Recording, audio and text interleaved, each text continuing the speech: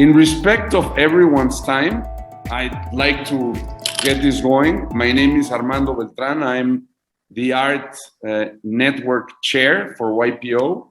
And today we're having a really, really interesting conversation on a topic that I can't believe get any hotter than this one. No, as I shared with many of you in the WhatsApp chat we have in the Art Network, yesterday the New York Times published their daily podcast on NFTs, art NFTs, and this just seems to be a topic in vogue, in great interest of art people and everywhere, just mainstream.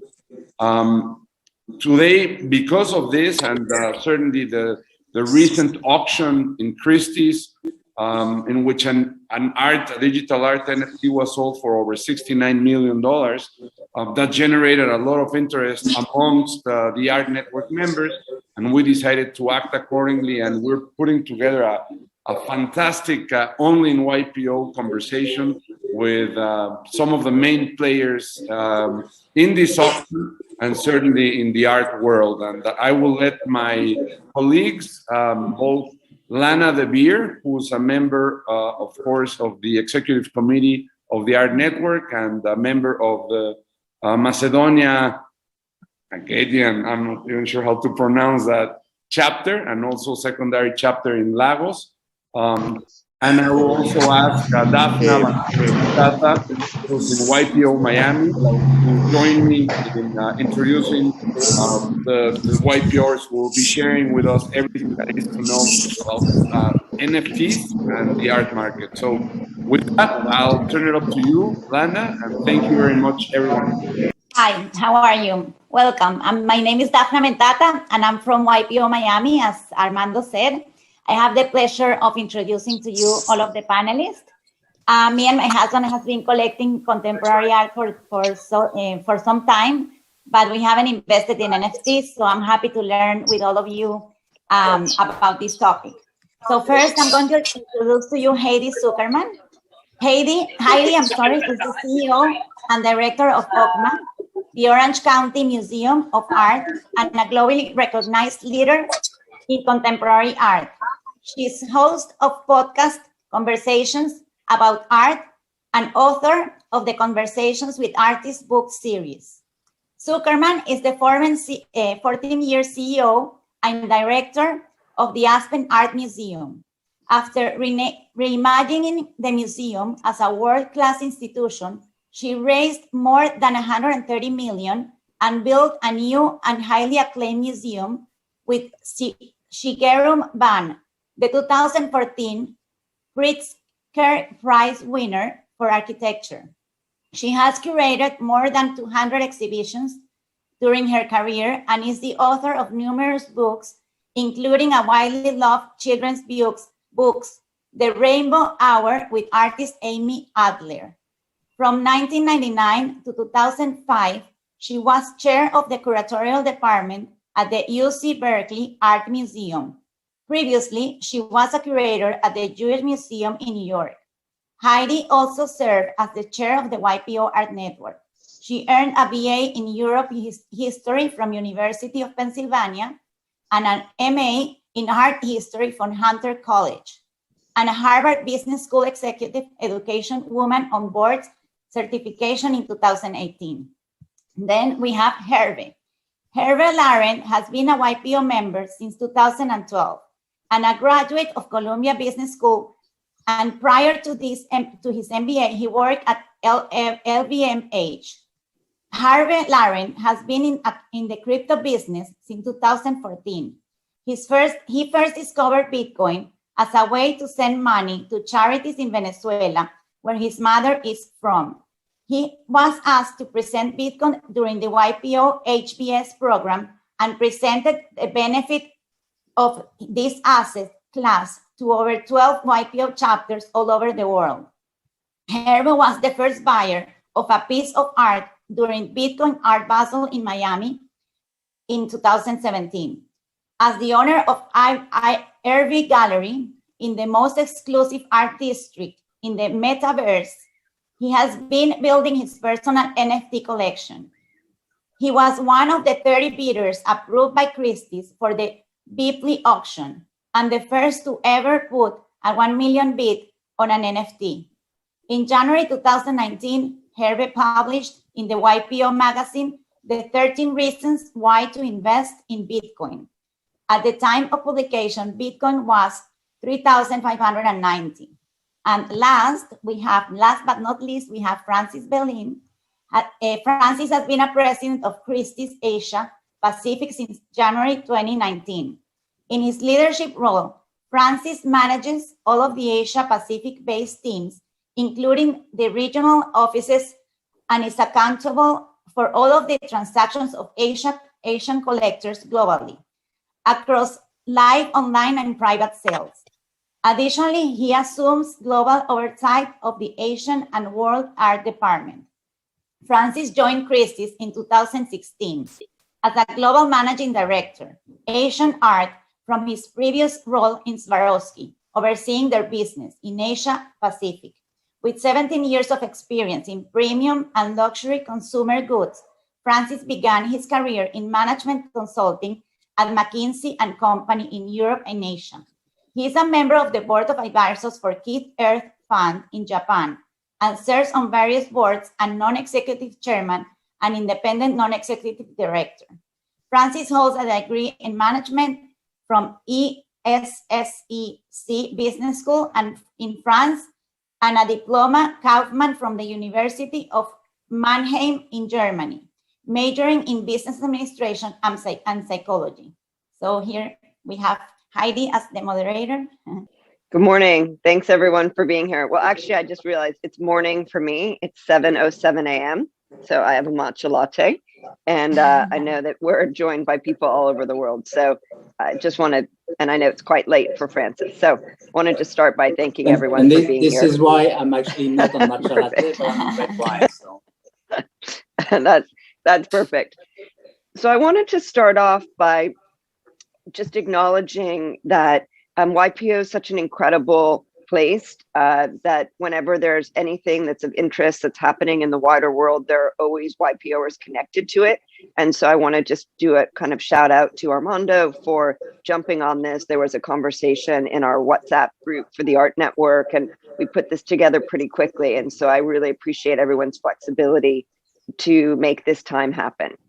I wanted to start out by also acknowledging that there's probably a pretty broad range of knowledge about NFTs in general, and then art NFTs specifically here. So we want to try and make sure that everyone feels like they're leaving today smarter and having learned something.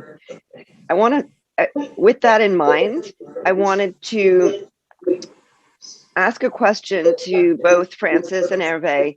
I think one of the things that people don't understand is that there are two. So I wanted to start off by setting up a question to have a parameters around the idea that NFTs and art NFTs are not the same thing. And Francis sent me a really interesting article this morning that highlights that point, because there's a benefit to an NFT separate from the idea of an art NFT.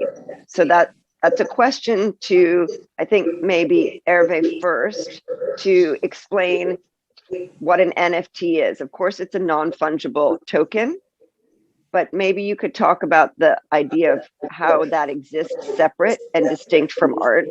And then Francis, will go to you and talk about how they come together. Yeah, so without, well, first of all, thank you for having me, and I'm honored to be on the panel.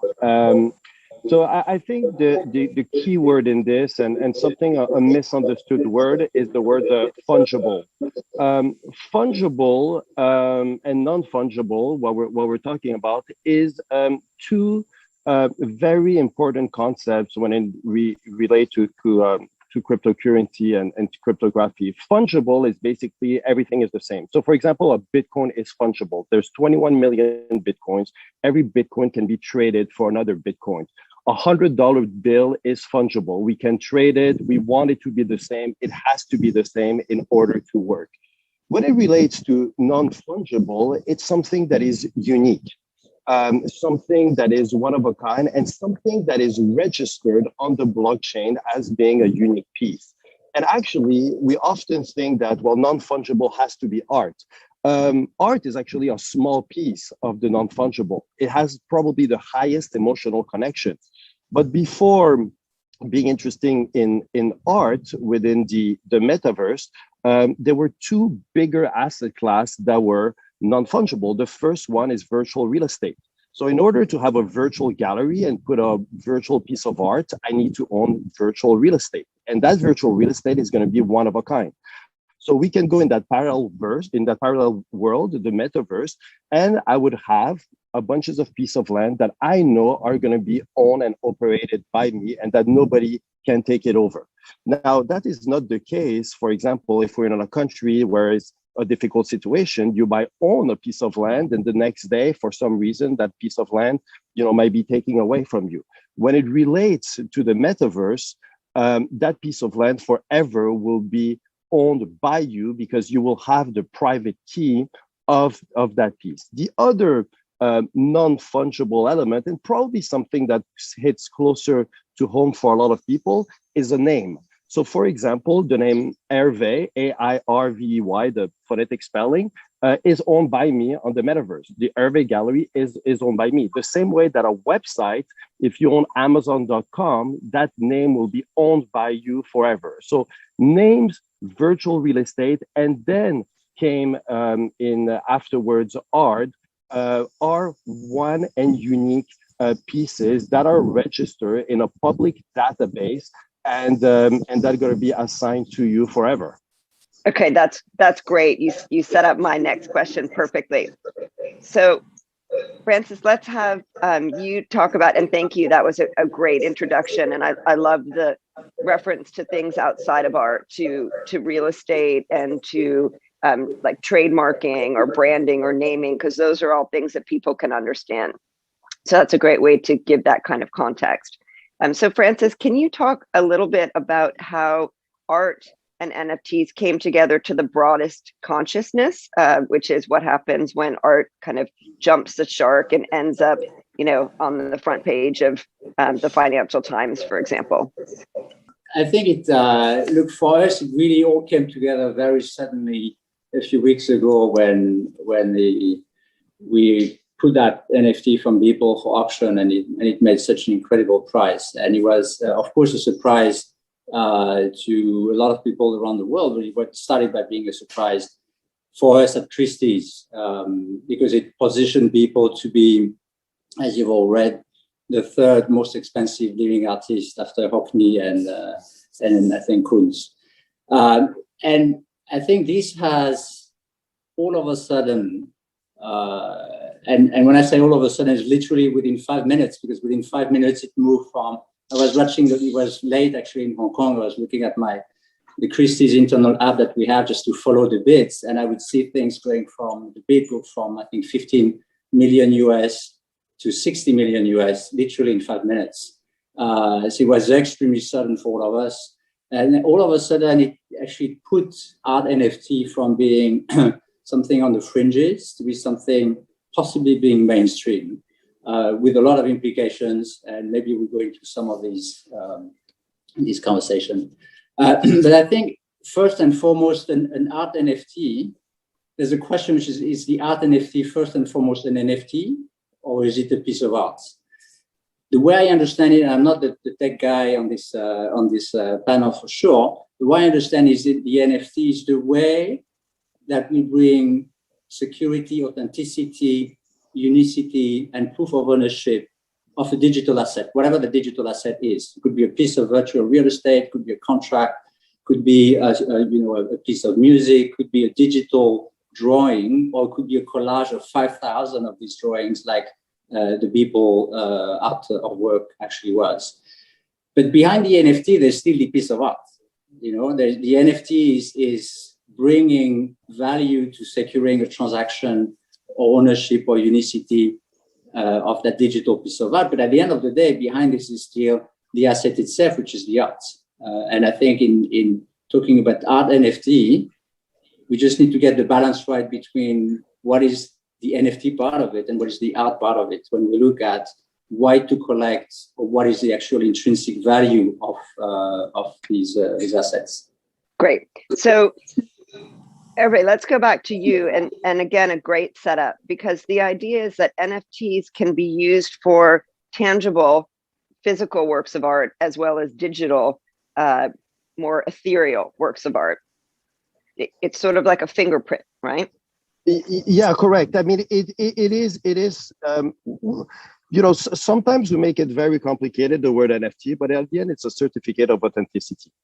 And I think what often is missing in the art world, and I've been going to Art Basel for 7 years in Miami. I've been to Art Basel in Hong Kong as well. So I had an affinity for art in general, and I obviously had an affinity for cryptocurrencies and blockchain technology very, very early on. So I kind of put the two, pieces together, if you wish. And for me, it's a little bit the say, I don't know about art, but I know about what I like. And what I looked for is, the things that I liked. And when I decided to build a gallery on the metaverse, obviously it came from a business opportunity standpoint, where I realized that, especially in this, over the last year and a half, that the fixed costs were very low and the upside potential was very high. If you have a place in the world where you can have, tens of thousands or millions of people passing by and able to make a transaction within 10 minutes and own that piece of art, I believe that this is where the future is going. And when we look at the stock market itself, the 5 largest companies are digital companies. When you look at the time that we spent in front of a screen, when we look at the next generation who want to be paid, in cryptocurrency and don't have trust in governments in general, and when you look at the time that you spend, looking at a piece of art on the wall versus time you spend on your phone and looking at your screen or at your Tesla screen, at your car, you realize that it's a matter of eyeballs, and the eyeballs and the attention is on things digital. The reason why the people buy art as well, or things unique, it's to post it and to share to their friends. So that image can be copied a million times, but having the ownership of that image is something that I believe will grow more and more with time. As I don't see that trend going anywhere. So how much time would you say you spend looking at the digital art that you own? So I think there's different ways to look at it. There's first from I would say from a business standpoint,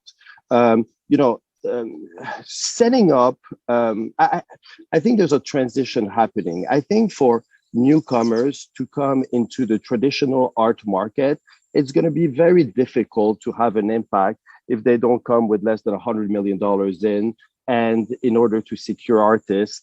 And or having a big luck and finding an artist that is up and coming. However, there's a brand new world where things can be done really from the bottom up. The same way that you can build an e-commerce store in 1997 and have a chance to take over Walmart. I think that this situation is happening as well on art. And also when you look at millennials, which is really the target market for this type of piece, they are going to spend more time online, and what they're interested in is those virtual elements. So we talk a lot about Beeple. Beeple have 2.5 million followers on Instagram before starting the auction. So for a lot of people, he didn't come out of nowhere. This is a guy that for 13 years has been putting 1 piece of art a day. That's how, the name 5,000 pieces came from his art. He did collaboration with Katy Perry, Nike, Louis Vuitton. So he was already established within the space. However, there was not the recognition that he was a real artist. The same way that, 10 years ago, we would say, hey, Facebook is not a real company, or Amazon is not a real company. I think that, times have changed. And, today is another example. You have Coinbase, the exchange platform who's doing an IPO on the NASDAQ and who might reach, 100, $150 billion valuation. So we went from a world where, there was basically no consideration within this new asset class because it was hard to understand how can something digital have actually any value. We're often talking about intrinsic value, but when we look at the intrinsic value of a Picasso painting, the intrinsic value is really $100. It's a piece of wood and some painting. Now, the perception of it is that it's worth $100 million. The intrinsic value of a $100 bill is actually 15 cents. This is what it cost the US government to actually print it. But in our imagination, it's worth $100. And I think that's, when you read the book Sapiens, that's what they're talking about. Our capacity to be humans is to imagine things that don't exist. So now that you have $100 million that have 100 million people that have a Bitcoin wallet, and we all agree that it's worth $65,000 and they're probably worth $100,000 by the end of the year, then, it's a medium of exchange for everyone. Okay, all good points. And I'm going to come back to Francis in a second, but just the question is, how much time do you spend looking at the digital art that you own? Like on a daily or weekly basis? Like, do you like looking at it? Do you feel emotionally attached to it? Yeah, so I think there's a couple of things. The first one, the big feeling that there is for any collectors is the capacity to own something that is unique. The second part is that, when we track on our iPhone the number of hours that we spend a day, we probably, I'm embarrassed to say, I'm probably, averaging out 6 to 8 hours a day on my iPhone. And thirdly, yes, there is the digital element, but that digital element can follow you everywhere, meaning that you arrive in your home, that art piece can be on your TV screen. You get into your Tesla, that art piece can be on your screen of your phone. And most importantly, you can print it and also put it on your wall. So it also has the benefit, but you have the certainty that it's an authentic piece and that you're the only one to own it. And I do believe that myself probably a little less than others on social media, but a lot of people post these pieces of art and have a very strong connection to it. When Beeple shares his art to 2.5 million people, or when people share their collection on Instagram, I do believe that there's a strong emotional connection to every piece. And there's certain pieces that, no matter the price, I discovered a Norwegian artist recently, and I will never sell that piece. That piece will, I will always keep it the same way that I will keep my name as an NFT on the metaverse. There's no amount of money that I will sell it for. Thank you. Okay, Francis, Herve said that you can't get into the actual tangible art world without $100 million. Can you talk about what else Christie's auctions besides, Beeple and NFTs, and this idea of an emotional connection to artwork, and who did we see bidding? We know that Herve was a qualified bidder. Who was bidding on Beeple, and how do they compare to your traditional audience? Right. So there's a couple of things. The first one is I acknowledge your question, Heidi. I want to come back to something that Herve was saying about the relationship between technology and art. This is not new. And I think technology is here to help art become more sophisticated, whether it's in the way it's being created or the way it's being distributed. Think about the Impressionist painter who had access to pigment in tube when they actually had, back in those days, to grind it in the studio. So all of a sudden they were able to paint outside of their studio, and that gave the beautiful paintings that we all know. Think about electronic music that really lowered the bar for musicians to be able to create music just in their own garage with a synthesizer, when before you needed a whole band. So I think all these technological evolution are just here to also support creativity for artists, and I think it's absolutely great.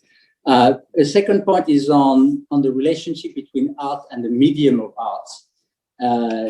Music can exist through a band live, it can exist through a vinyl, a CD, an MP3 file. the medium is here actually to convey and to ease the storage and so on, but it doesn't necessarily mean that the music gets better or that it gets worse.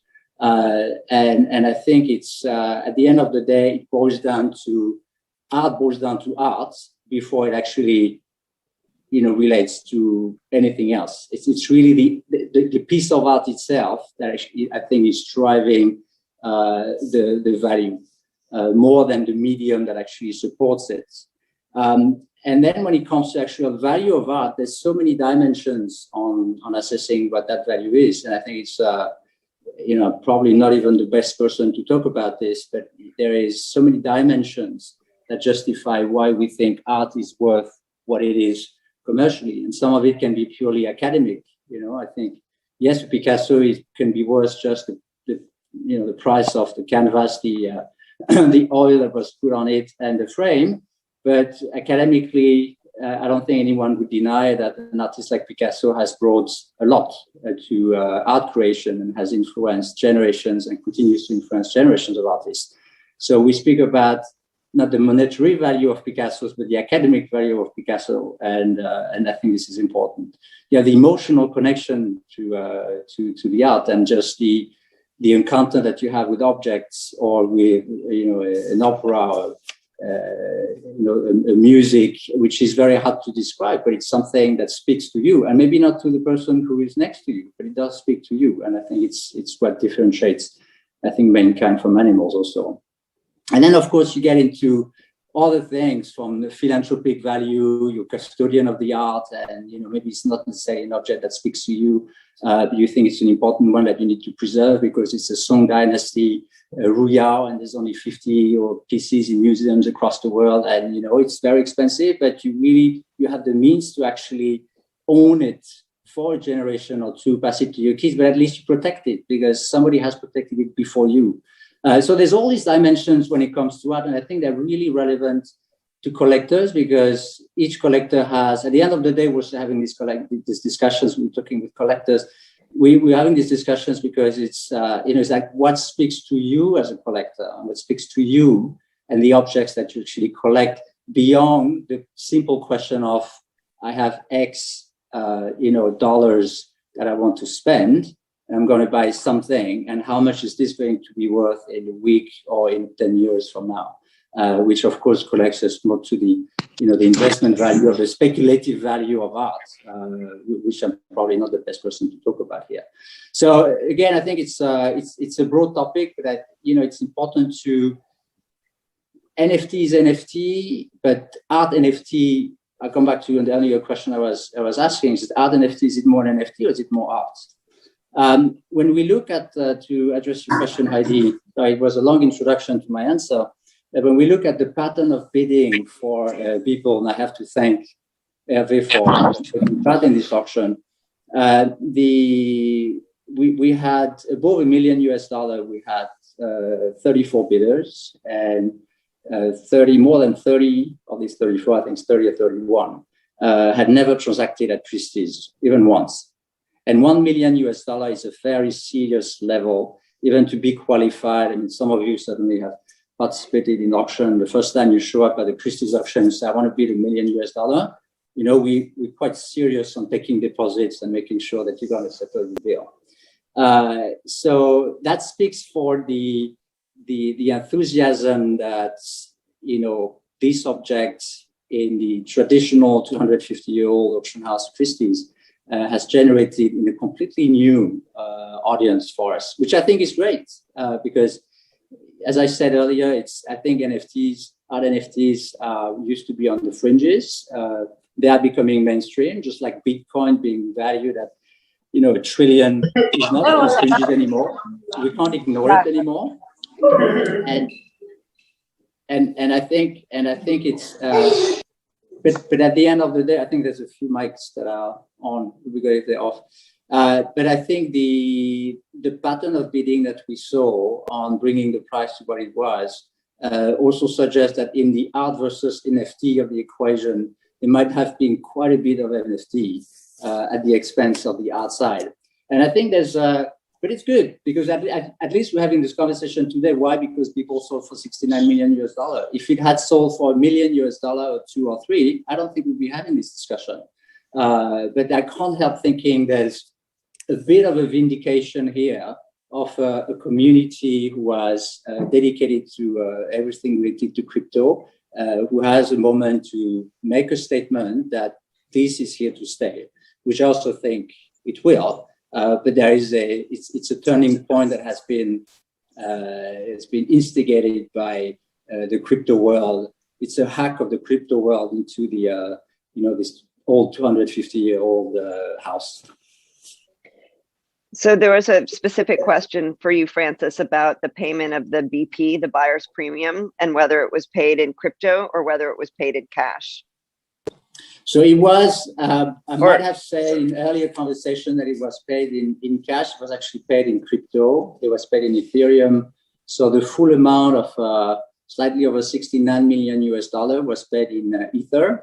I think it was in Ether, and it was both the hammer and the buyer's premium. So the hammer was 60.25 million US, and the balance of 9 million is the BP. Which was the first for us. And any one of you who has worked closely with Auction House, we have a complicated business because we're an agency business. So any risk that we have on the balance on the selling side has to be balanced with the buying side and vice versa. And that includes, of course, collecting payments.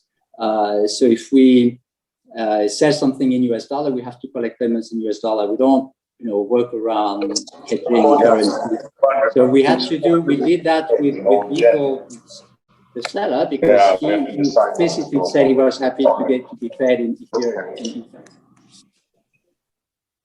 Thank you. So Herve, you were talking about the NFT as a way of owning something forever and protecting the asset and kind of staking a claim. And it's an interesting connection to what Francis was saying about like the stewardship piece, this idea of protecting something while you own it that has been owned by people that came before you and people that will come after you.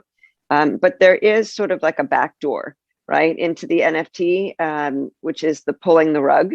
And there was an interesting article that came out on that. So if you don't actually control the location of the digital asset, then how can you actually protect it? So for example, all the crypto gets paid to the artist, whether it's on OpenSea or, through this specific Christie's auction, you have this NFT for the object, but you don't actually control where the asset sits.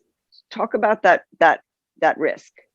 Yeah, I mean, so one of the biggest, I would say, misconception is the fact that you can leave an NFT or you can leave Bitcoin unprotected and assume that it's going to be there when you come back.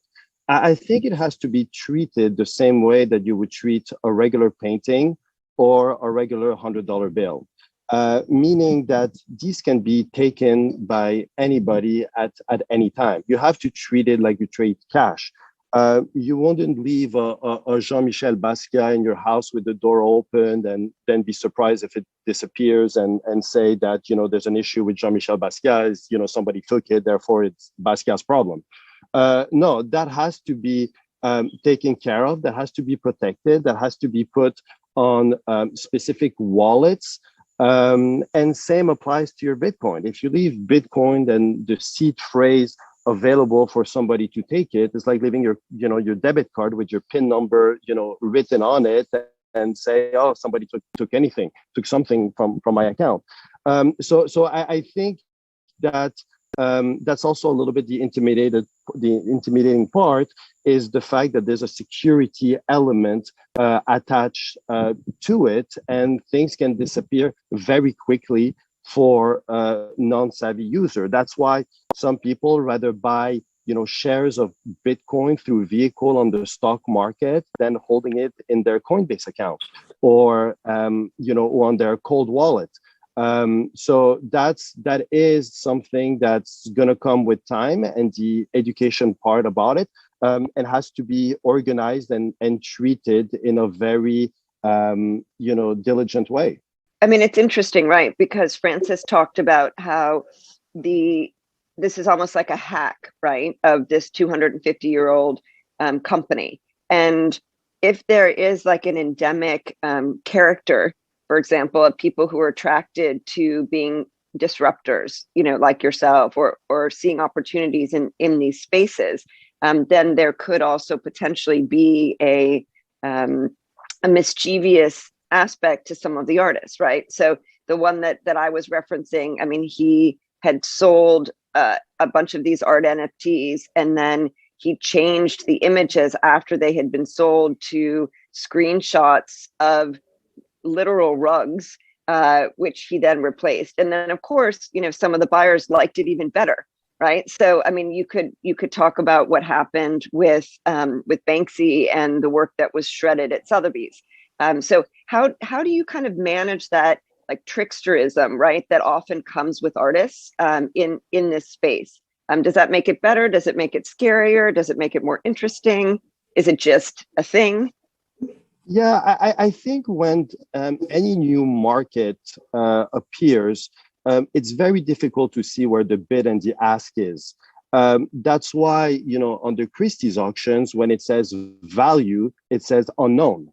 And to my recollection, I've never seen you know, let's call it a major piece of art with an unknown value. There's usually a range, whether we're going above the range, you know, that can happen.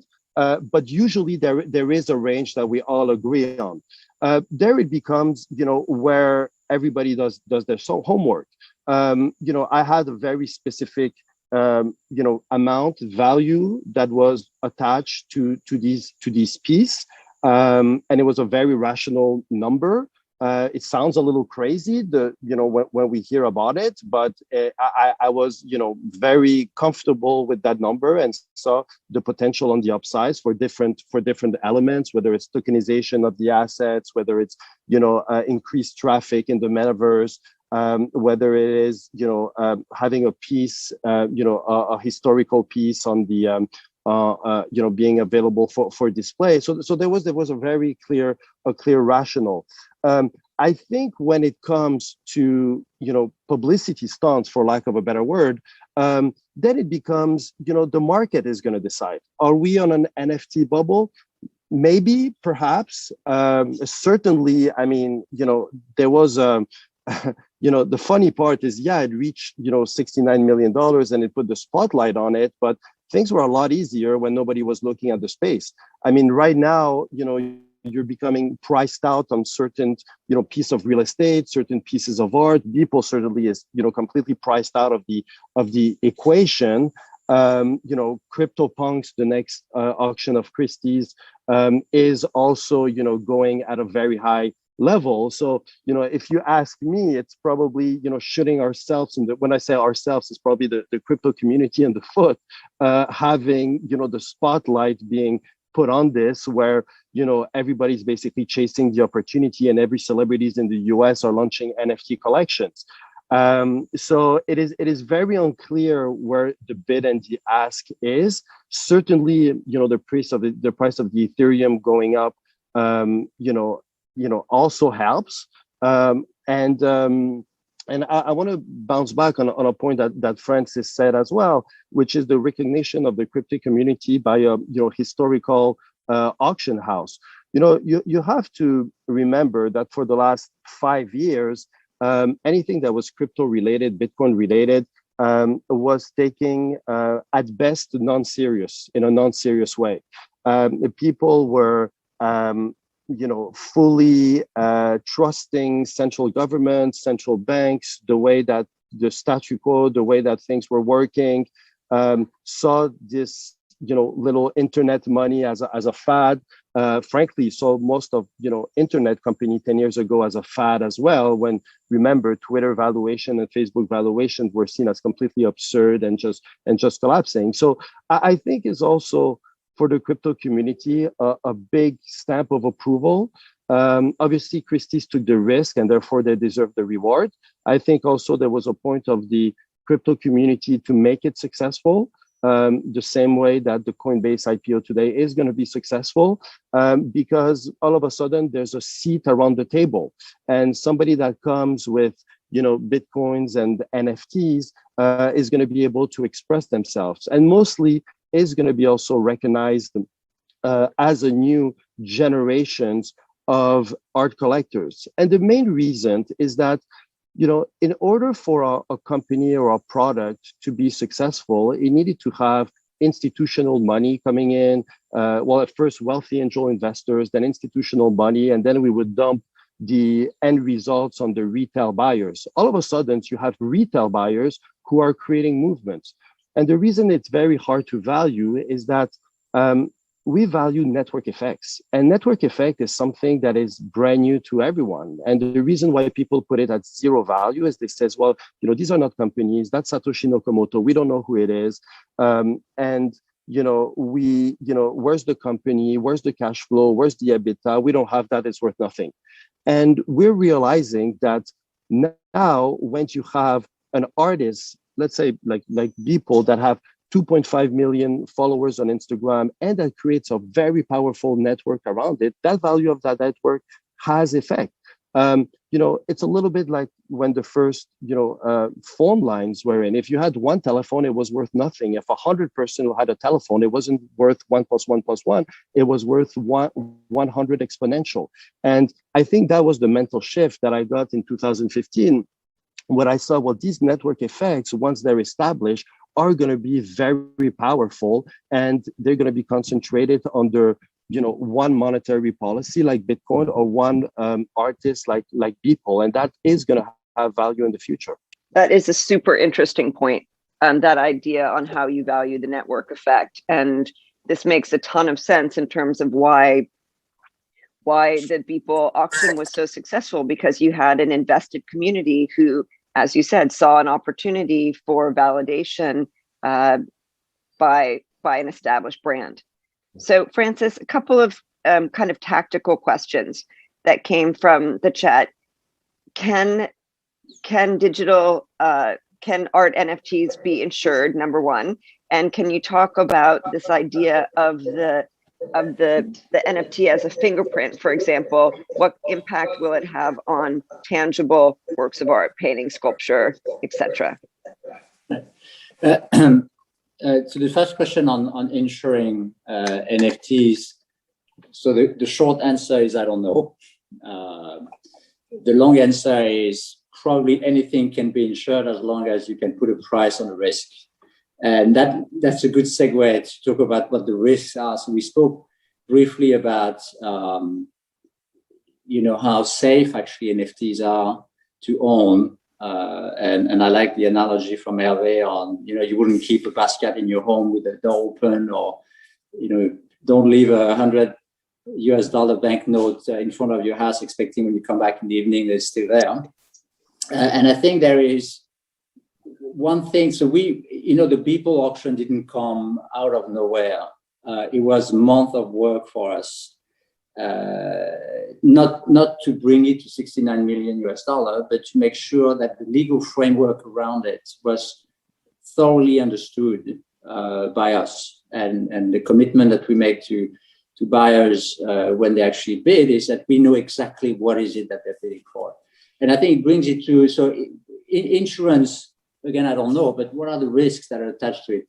I mean, let me just give you a few. First one is NFTs. So when the buyer of the Beeple work won the auction, essentially what we sent is a link, or is a series of character, whatever it is, which is the unique key that gives access to the work that is stored on the server. But we don't control that server. That server's control for that work is actually controlled by I think the artist himself. And it brings, and the reference we're giving to that neither confirms the name of that artist who all of a sudden decided that his NFTs would become rugs as opposed to portraits, is exactly this. So we basically transfer a certificate, a share certificate or certificate of ownership of an asset, but the asset itself can be changed by a third party. So I think it's a material risk that should not be ignored when it comes to art NFT. There's other risks attached to it, which are, what is the underlying object?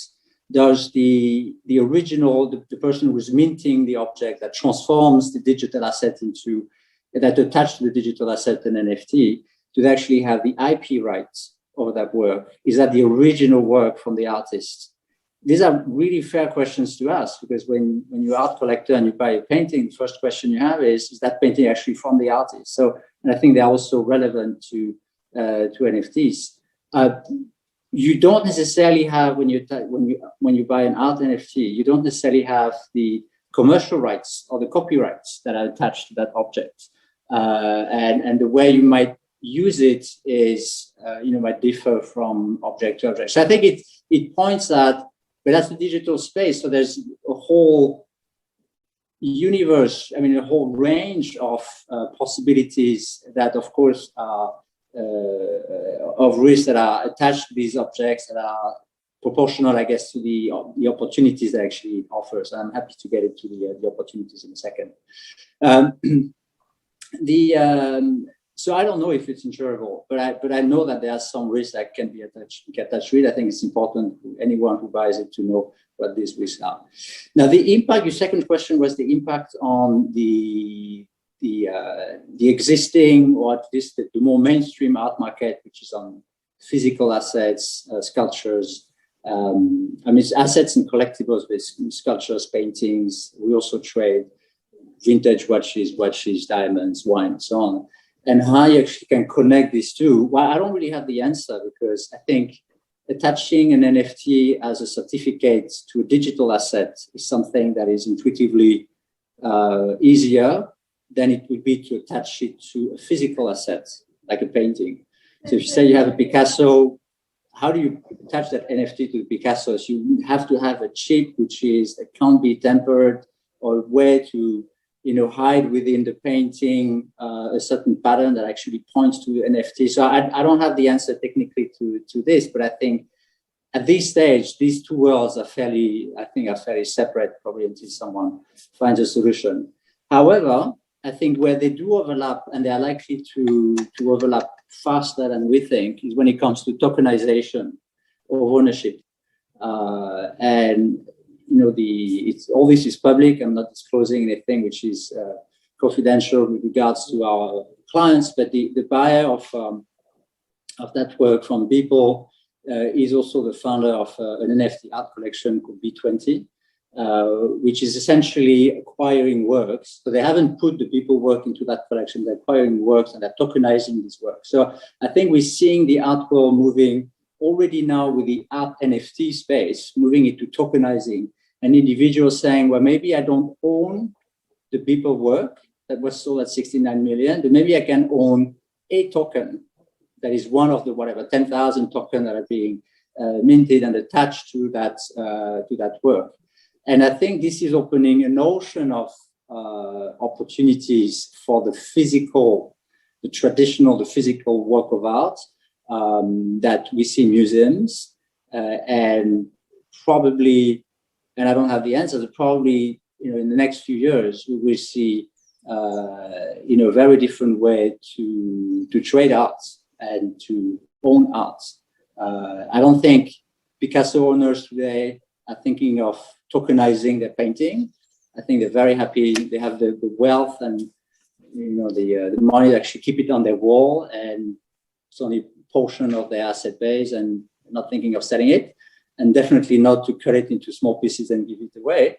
But I think museums, and I think maybe it's a question for you, Heidi, museums spend a lot of money on getting this art on their wall, where their money actually should be spent maybe not on acquiring art, but on maintaining these collections, promoting these collections, talking about these collections, and redeploying in a completely different way the cash that is being trapped. And it's very valid in 2020 with all the COVID thing. This cash is today being trapped on the balance sheet of institutions. So a brilliant way to, everyone could own a piece of a masterpiece that is in a museum. And I think that's why I don't quite see how we're going to attach these NFTs to a physical asset, but I do think that tokenizing the physical assets, we might do it with planes and vessels before we do it with the Picasso, but the principle intellectually of doing it, I think, is extremely extremely interesting to me. You know, interestingly, someone approached me about this maybe 18 months ago, and I thought it was pretty interesting, similar to the way that I'm not such a sports person, but I think it's the Green Bay Packers, where basically the team is owned by the fans. And the idea is, you know, can you have fans of these works of art, like iconic images that are in the collection of museums? And the person that approached me didn't really understand it from the way that you're talking about it. They weren't kind of an art world insider, but I think there is something to that, where you could potentially tokenize iconic works of art, which then museums could use for the care of the collection. So no one's done that yet. And, you know, here we are on a YPO call. So I do think that there's an opportunity there. And if I can just add to this, is you have all these, and I attend these charity galas, you know, we support them for institutions with auctioneers to raise funds to basically acquire art for the museum. It's a lot of hard work.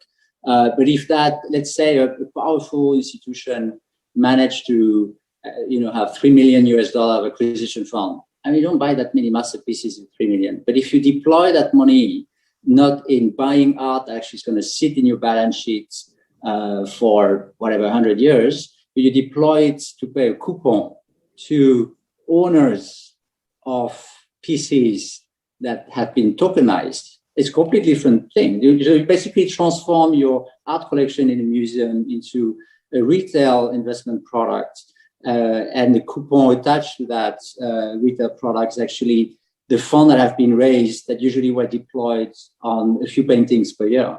So the leverage you can have on acquiring is multiples of what the existing model of financing art collection would be. And again, I'm not selling anything here. I'm just throwing thoughts of what I think tokenizing artworks could actually bring to institutions and to retail investors, to public who doesn't want to own a piece of the Picasso. There's very few people who can actually own something, but today you have to own the whole thing. You might get a work on paper for $60,000 US, but it's already pretty steep price point. So I think there's a lot of interesting things down the line. Well, and it relates back to the question that Herve, I was asking you to talk about earlier, which is, how much time do you look at something and how do you broadcast your ownership? And you talked about Beeple's 2.5 million followers and the idea that people post images from their collection on Instagram, and there's that kind of culture signaling, right? Which we use the digital space for. So there are a few other questions. Go ahead, please. No, I was just going to build on what Francis is saying. The tokenization is definitely, at least on my thought process, the tokenization was a big part of acquiring pieces, because as we know, it's a little bit like an IPO of a privately traded company. When you add liquidity in any market, the value of that market increases. $100 million Picasso, if you add liquidity on it, might be worth $150, $200 million, maybe more. So liquidity and be able to go in and out, not to mention the fact that if you put a Picasso at $20 a share, you'll have a lot more buyer than $100 million for the whole thing. The other part as well, and where I saw a very big opportunity that is going to sound a little bit crazy, is virtual clothing. When you look in the metaverse, one of the fastest categories of growth in NFTs is pieces of clothes. So when you create your avatar in the virtual world, you need basically to have something to wear. And you can create unique Beeple t-shirt based on the piece of art that you owned and sell those t-shirts as limited editions. We saw this in New York with Chuck Close, who did a partnership with Gap, and you had people in the street wearing the Gap Chuck Close T-shirt. It happened, with H&M, with, I think it was Basquiat who actually did a partnership with H&M. That would be the same thing in the virtual world. So not only is there the tokenization elements, but you have also different vertical where people can show their unique art sensitivity through the clothing that they wear, and you're opening up to a bigger market also on top of that. Okay, last question, because we're going to end when we said we would. Do you see, and this is a little bit of a front-loaded question, but do you see artists kind of jumping on the NFT bandwagon? And I'll specifically reference last week's Fair Warning offering, which was a series of like kind of micro artwork NFTs by a super well-known, commercially accepted contemporary artist. Who's jumping in here? So, and actually, from which side is the market being driven? No, I was going to say, I mean, the art world is something that is very subjective. So, like I say, most of the piece that I look for myself, for my own, virtual gallery, is number one, who I spend as much time looking at the pieces than talking to the artist. Is that an artist that is serious about the NFT game? What's their audience? How committed are they, to it? Are they planning to do one of a kinds or, additions of many? So there's a lot of homework to be done in the selection of the artists. Some of them has, brand equity in the old world. By the way, it's artists. It can be also superstar athletes. It can also be singers who have been jumping on their bandwagon. What they bring to the table, which I think is a little different, is that they bring audiences as well. So, how big is the audience? Somebody that is not an artist, but has a 40 million loyal audience, could that generate, increase of price in the futures? Probably. So I think that's the first part. The second thing also, and I think Christie did it very well, they partner with artists that are very legitimate. So Beeple has a 13-year track record. So he's not the guy that came out of the where who saw a little bit of buzz in the space. Actually, he's probably the opposite of somebody who's, he's very, geeky from South Carolina, swears every 2 sentences. He's probably the last guy that you would put in front of a movement.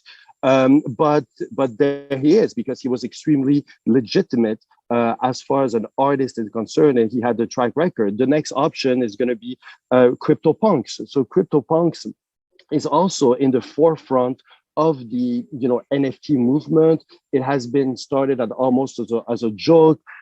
Some might argue that it's not very artistic pieces, but they're very legitimate within the crypto community itself. So like traditional art is going to be an element of seeing who are the artists who are here to stay, and who are going to be the artists who are there for the fad and for the high tickets. Fantastic. Francis, last point. Yeah, when something sells for $69 million US, of course you get a whole cohort of people who think, do I get a piece of this for myself? My main point would be art NFT, and that's my personal point of view, is first and foremost a piece of art with all that is attached to it. And of course, it's easier to put an NFT to a digital piece of art, so a design, a piece of music, a video that can be transformed into a digital recording. All this can be transformed into an art NFT, but fundamentally it's the art itself that drives the value of the art NFT, I believe. And I think with all the rules, whether we accept them or we don't, but with all the rules that are attached to the current art market and on how value is being decided, and I made some references to this earlier. It's academic, it's emotional, it's speculation, or it can be the philanthropic value you attach to it, many other things. First and foremost, that's what I believe will drive the economics of the art NFTs in the longer run. Fantastic. So Herve and Francis, thank you so much for your time today. I don't know if we answered the question, art NFTs, fad or revolution, but I think we definitely made some super interesting conversations around it, shared some tactical information, and I think we should probably recircle back here in a little bit of time. It's hard to say with this quickly moving market, whether that means we should get back together in 5 days or 5 months. But I think we'll definitely come back to this topic. And thank you everyone for being here today, and to the Art Network Committee for putting this together. I really appreciate everyone. Thank you so much. Thank you. Thank you. Thank you, everyone. Thank you, Heidi. Thank you. Okay. Bye. Thank you. Bye. Brilliant. Awesome.